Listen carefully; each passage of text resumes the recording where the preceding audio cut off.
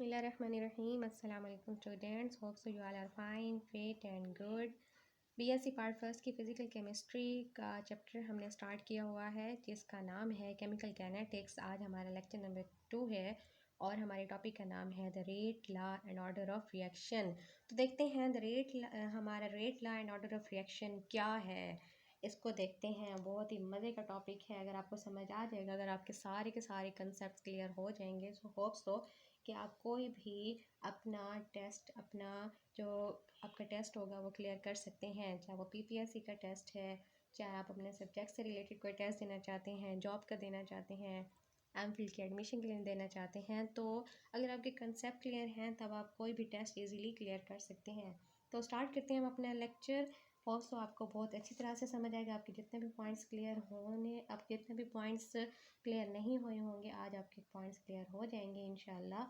तो स्टार्ट करते हैं। हमारे rate law and order of reaction क्या है, इस टॉपिक के अंदर हमारी क्या स्टोरी है, तो स्टार्ट करते हैं। बिस्मिल्लाह करते हैं।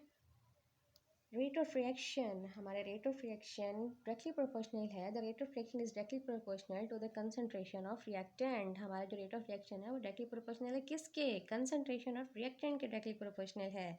अगर मैं यहाँ पर एक वैल्यू लिखूँ अगर मैं यहाँ पर एक इक्वेशन लिखूँ, हमारे reactant A plus reactant B मिलकर क्या बना रहे हैं? Product C and product B.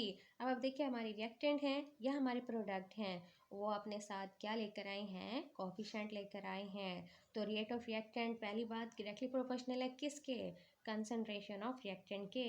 दूसरी आप इक्वेशन से हम फाइंड आउट करते हैं, हमने रिएक्टेंट से प्रोडक्ट बना रहे हैं, तो इसमें अगर हम इसका रेट ऑफ रिएक्शन लिखें तो हम किस तरह से लिखेंगे?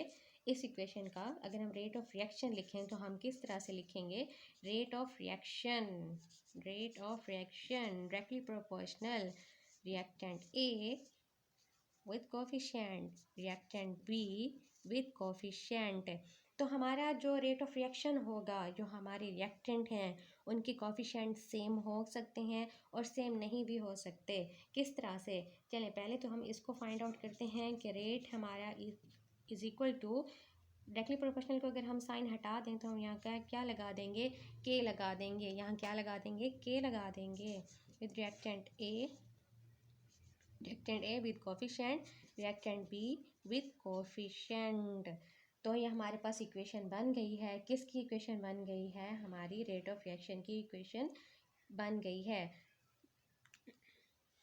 तो हम रिएक्टेंट को के ऊपर जो हम कोफिशिएंट लिख रहे हैं, अब हमारा ऑर्डर ऑफ रिएक्शन क्या कहता है? हमारा ऑर्डर ऑफ रिएक्शन ये कहता है कि जो हमारी रिएक्टेंट के कोफिशिएंट है, इनको सम करके जो हमारे पास वैल्यू आएगी वो ऑर्डर ऑफ रिएक्शन होता है। जो हमारे रिएक्टेंट के कोफिशिएंट होंगे, प्रोडक्ट की बात ही नहीं हो रही, प्रोडक्ट की बात ही नहीं हो रही। प्रोडक्ट की बात क्यों नहीं हो रही? क्योंकि हम क्या बात कर रहे हैं? Rate of reaction directly proportional to the concentration of reactant.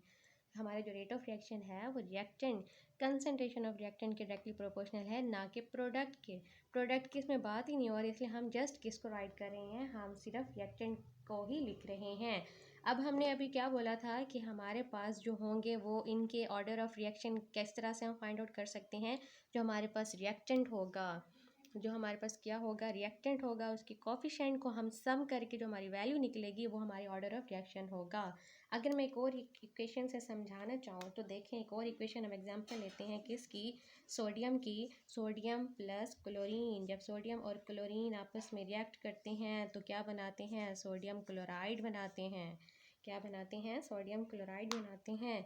तो अगर मैं इसको बैलेंस करके लिखूँ, बैलेंस करके किस तरह से लिखूँगी? ये हमने बैलेंस कर लिया। सोडियम के 2 मॉलिक्यूल्स, क्लोरीन का 1 मॉलिक्यूल्स, तो क्या बन गए? 2NaCl। हमारे पास बन जाएगा 2NaCl। अगर मैं इसका रेट ऑफ रिएक्शन लिखूँ, किसका? रिएक्टेंट का। अब हमारे पास ये वैल्यू याद रखनी है। हमारा जो हमने अभी बैलेंस किया इक्वेशन को, तो वो क्या बना है? 2। हमारे सोडियम क्लोराइड के कितने मॉलिक्यूल्स बने हैं? 2। अगर मैं इसको किस तरह से लिखूँ? अगर मैं इसको रेट ऑफ रिएक्शन, इसकी वैल्यूज़ फाइंड आउट करूँ इसकी रिएक्टेंट की, तो किस तरह से करूँगी? Rate is equal to constant के। क्या होगा हमारे पास? Sodium with coefficient. हमारे पास सोडियम का कोफिशिएंट 2 है, सोडियम का कोफिशिएंट 2 है, याद रखना है। And chlorine, reactant of chlorine with coefficient, coefficient इसका क्लोरीन का 1 है।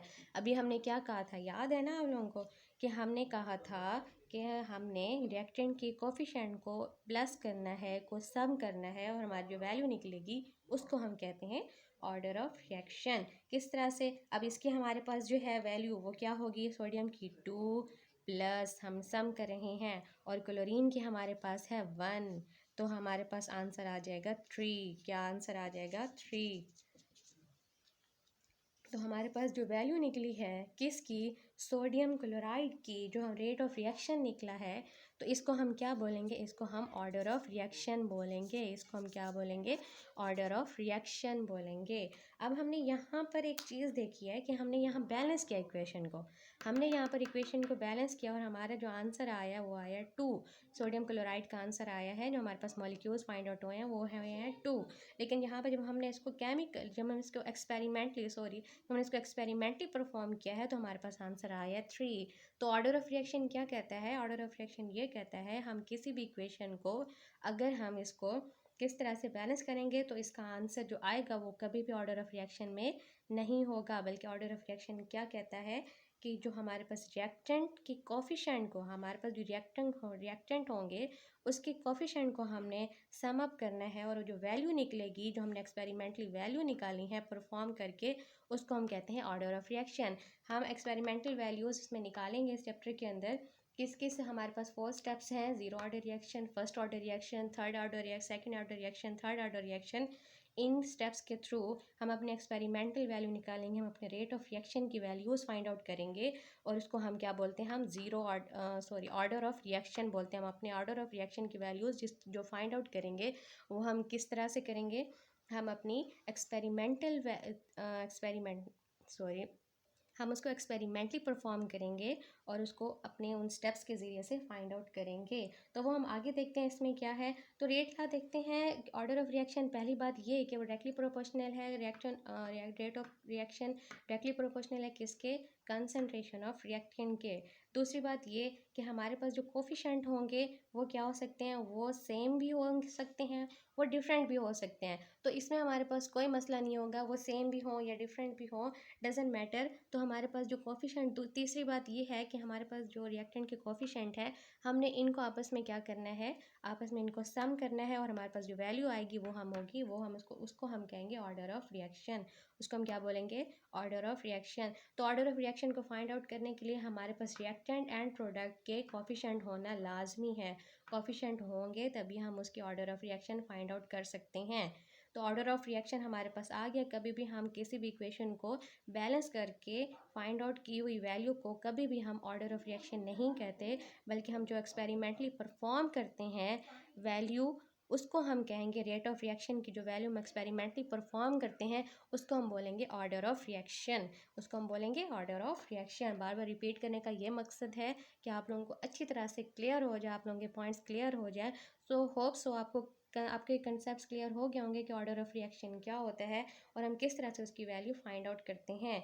तो अगले लेक्चर में हमने अगले लेक्चर में हमने ऑर्डर देखना है एंड मॉलिक्युलैरिटी देखनी है कि इसमें क्या सिमिलरिटीज़ हैं, क्या डिससिमिलरिटीज़ हैं, और उसके बाद ऑर्डर ऑफ रिएक्शन की वैल्यूज़ हम फाइंड आउट करेंगे बाय डिफरेंट स्टेप्स, जिनके नाम होंगे और zero order of reaction, first order of reaction, second order of reaction and third order of reaction.